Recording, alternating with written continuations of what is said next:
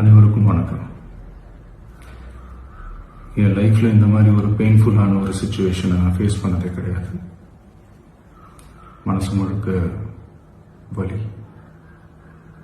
வலி மட்டும்தான். இந்த சுற்றுப்பயணத்தில் என்னென்ன மக்கள் பார்க்க வராங்க, அதுக்கு ஒரே ஒரு காரணம் தான் அவங்க என் மேலே வச்சிருக்கிற அன்பும் பாசம். அந்த அன்புக்கும் பாசத்துக்கும் நான் எப்பவும் கடமைப்பட்டிருக்கிறேன். அதனால தான் இந்த சுற்றுப்பயணத்தில் மற்ற எல்லா விஷயங்களையும் தாண்டி மக்களுடைய சேஃப்டி, அதில் எந்த காம்ப்ரமைஸும் பண்ணிடக்கூடாதுன்றதுக்காக தான் அது என் மனசில் ரொம்ப ஆழமாக இருக்கும் அந்த எண்ணம்.